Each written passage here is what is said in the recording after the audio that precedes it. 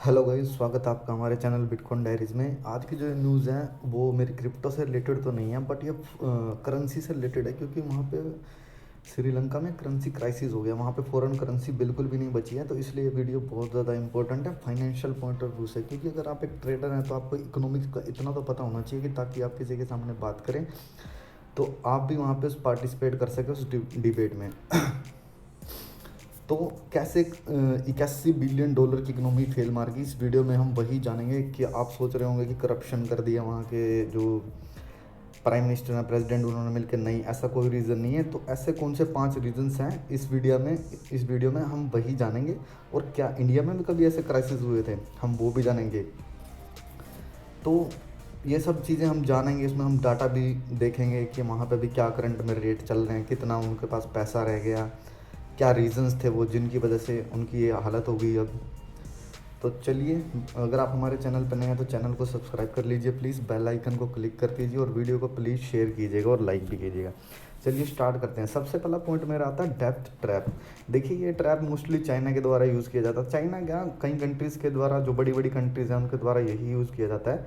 Depth trap policies को बोलते हैं। जैसे कि मैं चाइना का एग्जांपल लूँ, अभी अभी मैं श्रीलंका का ही एग्जांपल लूँगा। उन्होंने क्या किया था, वहाँ पे एक पोर्ट डेवलप किया श्रीलंका में। तो उस पोर्ट को जब श्रीलंका उसकी पेमेंट नहीं कर पाया तो उन्होंने उसको 99 साल के लिए अपने कब्जे में ले लिया। क्योंकि कोई भी कंट्रीज है वो सिर्फ 3 महीने का टाइम देती है। अगर आप 3 महीने तक उसकी पेमेंट नहीं कर पाए तो वो उनको थोड़ा और ऑफर देती है, एक्सटेंड करती है। अगर आप तब भी नहीं कर पाए तो कोई भी देश है वो सीधा बोल देगा कि आप प्लीज़ मेरा जो संपत्ति है उसको ले लीजिए, मेरे पास कोई पैसा नहीं बचा है। तो श्रीलंका के पास अभी लोन कितना है? श्रीलंका के पास अभी अभी लोन में मेरा अराउंड 40 बिलियन यूएस डॉलर के करीब लोन है। उनकी जो इकोनॉमी है वो 81 बिलियन है। इस टाइम तो कुछ भी इकोनॉमी नहीं है, कोई डाटा एग्जैक्ट नहीं आ रहे हैं कि उनके पास कोई इनकम हो रही है नहीं हो रही है। तो वो है। और उनके पास अभी भी उनके पास जो लोन है वो मेरे पास 56.3 बिलियन है, जो कि बहुत ज़्यादा बढ़ गया अगर मैं लास्ट ईयर की कंपैरिजन करूँ तो सेकंड जो मेरा इसमें पॉइंट आएगा कि कोई भी देश फेल मारता है, अब उसमें क्या है, उसकी परचेजिंग पावर कह लो इसको, या इसको फॉरेक्स रिजर्व कह लो। फॉरेक्स रिजर्व अगर मैं डिफाइन करूँ तो ऐसा रिजर्व होता है जो किसी के पास, किसी भी देश के पास, किसी से अगर मैं फ़ॉरेन चीज़ खरीदनी है, जैसे इंडिया को हथियार खरीदने हैं यूएसए से या रशिया से, तो वो डॉलर में पेमेंट होती है। वहाँ पे कोई भी आपकी करेंसी की कोई वैल्यू नहीं है। हाँ, वो बात अलग है कि अगर आपको डॉलर परचेज़ करना है तो आपको 70 रुपये, 75 रुपये, 80 रुपये इंडिया के देने पड़ेंगे। ऐसे ही सेम चीज़ श्रीलंका में भी रुपये ही चलता है, वहाँ पे श्रीलंकन रुपये बोलते हैं, जैसे ये इंडियन रुपी है।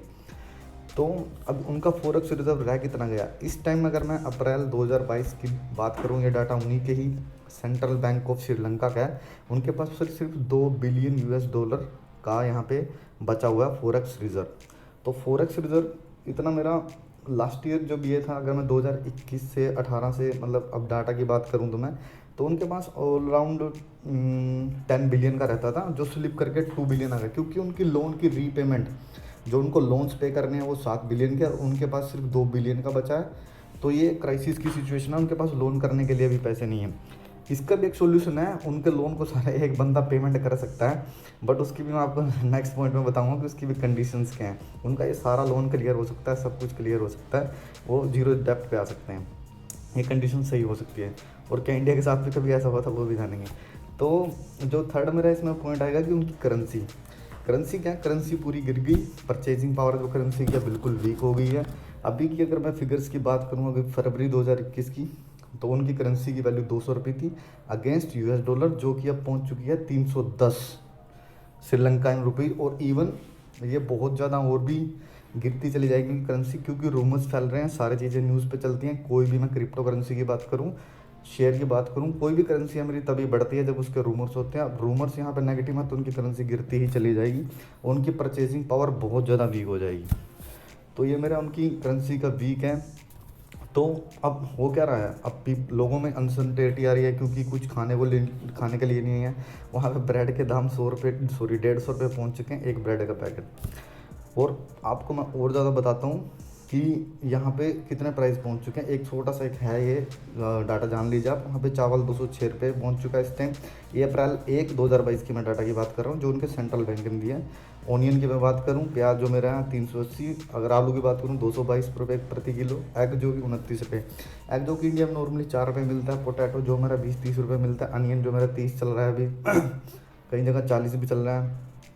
तो ये है, तो ये वहाँ पे अभी चीज़ें हैं। अब अगर मैं नेक्स्ट बात करूँ कि वहाँ पे एक चीज़ हो रहा है जो हमारा इसका यहाँ पे इन्फ्लेशन रेट की मैं अगर सिंपल सी बात करूँ, जो मेरा एक रीज़न इन्फ्लेशन भी है, इन्फ्लेशन वहाँ की बढ़ के मेरी 18% पहुँच चुकी है इंडिया में, जो कि हम लेके चलते हैं कि स्टैंडर्ड जो ±2 होनी चाहिए।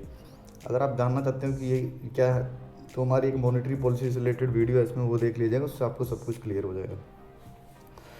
तो अब इसका रीज़न क्या है, ये ऐसे हुआ कैसे, श्रीलंका ऐसे इसमें क्यों पहुंच गया। देखिए जो श्रीलंका की इकोनॉमी है ना, उनका 1/6 पार्ट जो डिपेंड करता है टूरिज्म पे डिपेंड करता है। चलो पहले 1/6 पार्ट के हिस्से की बात कर लेते हैं, तो नेक्स्ट भी बात करेंगे कि उनकी इकोनॉमी किस चीज़ पे डिपेंड है, वो क्यों इतना फेल मार गया। करप्शन इसका रीज़न नहीं है। तो 1/6 हिस्सा जो उनका वो टूरिज्म पे डिपेंड करता है। टूरिज्म जो मेनली है वहाँ पे वो यूक्रेन और रशिया का है, और जब से कोरोना स्टार्ट हुआ है तब से टूरिज्म ज़ीरो है, क्योंकि कोई भी ट्रैवल नहीं कर रहा, सब ट्रैवल पर रिस्ट्रिक्शंस हैं। तो इसलिए उनकी जो लास्ट के 2 साल में इकोनॉमी इतनी गिर गई। पहले उनके पास इतना पैसा तो था ही, वो 9-10 बिलियन का मेरा लोन रीपेमेंट का फॉरेक्स मेरा मेंटेन करके चलते, ताकि उनके लोन की किस्त होती रही, और 1-2 बिलियन उनके पास जो आम जनता की आम नॉर्मल ज़िंदगी की जो चीज़ें हैं उनको ख़रीदने में बाकी पैसे को लगा देते थे, जो वो इम्पोर्ट कर लेते थे, जो वहाँ पे बनता नहीं है। सेकंड जो मेरा है इसमें सबसे बड़ा रीज़न है कि उनके जो इम्पोर्ट्स थे मोस्टली रशिया और यूक्रेन में ही थे। रशिया यूक्रेन का आपको पता ही है कि वो दोनों देश कितने युद्ध में कितने ज़्यादा बिजी हैं, तो उनके पास वो उस दुनिया से कट ऑफ है सिस्टम, तो उनका कोई भी एक्सपोर्ट नहीं हो पा रहा। तो अब जानेंगे कि इसका रास्ता क्या है तो इसका रास्ता है कि एक रास्ता है, चाहे तो वो अपन को अपनी, अब देखो एक चीज़ होती है, मैं एक सिंपल सी डेफिनेशन दूंगा, सोवरनिटी बोलो तो जैसे इंडिया के संविधान में भी लिखा है कि India is a social democratic country. आप पढ़ोगे तो आपको पता लगेगा, कभी कभी कॉन्स्टिट्यूशन पढ़ना अच्छी चीज़ है। तो उसमें सोवरिन का मतलब है कि कोई भी हमारी फॉरेन जो मेरी कंट्री है या फॉरेन कोई इंस्टीट्यूशन है, कोई भी फॉरेन जैसे G8 है, G20 है, सॉरी G7 है, G20 है, तो वो कोई भी हमारे डिसीजन में इंटरफेयर नहीं कर सकता। हम अपने डिसीजन खुद लेंगे, हम सोवरिन हैं। तो अब होगा क्या, जैसे अगर ऐसी सिचुएशन आती है तो इंडिया IMF के पास जाएगा। तो आप सोच रहे होंगे IMF तो बहुत बढ़िया एजेंसी है, तो उनको हेल्प करेगी। तो हाँ वो करती है, वो उनका सारा लोन भी चुका सकती है। तो आप तो कहेंगे ये तो और भी अच्छा है यार, ऐसे तो इंडिया भी बहुत सारा लोन ले लेगा और उसके पास पहुंच जाएगा जी हमारा लोन चुका दो। तो ये ऐसा कुछ नहीं है इसमें, ऐसे में आपको अपनी सोवरेनिटी गिरवी रखनी पड़ती है। तो उसके बाद कोई भी डिसीजन होगा तो उसके बीच में IMF आएगी। जैसे अभी पाकिस्तान लोन मांगता घूमता है, तो उसको कोई भी आतंकवादी है तो उसको पकड़ना पड़ता है, या कुछ भी उसको बोले तो वो अमेरिका इतना इंटरफेयर कर देता है कि वहाँ पे अपने जहाज़ उतार सकता है। तो मतलब उसकी सोवरेनिटी, वो कुछ भी करेगा, वो कुछ नहीं बोल पाएगा। तो अब इंडिया के साथ भी कभी ऐसा हुआ था, हाँ जब 1990 की बात है, जब हमारे पास सिर्फ 7 दिन का फॉरेक्स रिजर्व बचा था। तो आप सोच रहे होंगे नरसिम्हा राव सरकार या मनमोहन सिंह की सरकार ने उस टाइम LPG रिफॉर्म्स लाए थे, ऐसा कुछ नहीं है। वहाँ उस टाइम की सिचुएशन ही ऐसी थी। देखो इंडिया क्या है, इंडिया पे एक कंपनी ने कब्जा किया था, ईस्ट इंडिया कंपनी ने, आपको पता ही है, अंग्रेज एक सिर्फ कंपनी बन के आए थे। तो जब हम आज़ाद हुए तो हमारी सोच यही थी कि किसी भी कंपनी को नहीं आने देना, प्राइवेट कंपनी को। तो उस टाइम सिर्फ इंडिया, हमें खुद से डिपेंड होना। तो इंडियंस कंपनी थी, तो हमने कुछ भी ना इम्पोर्ट किया ना एक्सपोर्ट किया। तो ऐसे में सिचुएशन क्या होगी, हमारा फॉरेक्स रिजर्व बिल्कुल कम हो गया। और कुछ चीज़ें ऐसी थी जो हमें बाहर से परचेज़ करनी थी, जैसे कुछ भी टेक्नोलॉजी जो वहाँ पे एडवांस हो रही है, अब वो में परचेज़ करनी है तो हमें सिर्फ डॉलर में पेमेंट करनी पड़ेगी, ठीक है। और हम उनसे कुछ एक्सपोर्ट तो करते नहीं हैं, तो हमारे पास तो डॉलर कहाँ से आएगा। तो तब ये क्राइसिस आ गए थे। तो तब IMF ने बोला था इंडिया को कि आप यहाँ पे अपने LPG रिफॉर्म्स लाइए, प्राइवेटाइजेशन कीजिए। तो एक उस टाइम की एक बेसिक नेसेसरी हो गई थी, यहाँ पे इनिशिएटिव गवर्नमेंट को मजबूरी में लेना ही पड़ा था। उससे पहले हम ये सोच रहे थे कि किसी भी प्राइवेट कंपनी को नहीं लाना, इंडियंस कंपनी डेवलप करनी है, तो करनी पड़ी थी उस टाइम में। तो ये है। तो अब मेरे क्या इसमें व्यूज़ हैं, देखिए हमें किसी भी एक चीज़ पे डिपेंड नहीं रहना चाहिए। अगर हम एज ए कंट्री का कोई लीडर है, उसको बिल्कुल भी डिपेंड नहीं रहना चाहिए एक भी चीज़ पे, उसको अलग अलग चीज़ें पे डिपेंड रहना चाहिए। जैसे अब इतने सारे लोन्स हो गए, डेप्ट ट्रैप में नहीं फंसना चाहिए बिल्कुल। जो भी मैंने पर 5 पॉइंट्स एक्सप्लेन करे हैं, तो उन्हीं पे ही काम करना चाहिए उसको। तो आपका क्या कमेंट है इसमें, आप भी कुछ बंदे मेरे हैं जो इकोनॉमिक्स के स्टूडेंट होंगे या जो भी हैं, आपका क्या कमेंट है, प्लीज़ अपना कमेंट शेयर कीजिएगा। चैनल को सब्सक्राइब कर लीजिए, वीडियो को लाइक कर दीजिए और प्लीज़ शेयर कीजिएगा इसको, ताकि सबको ये कंटेंट पता लग सके। Thank you.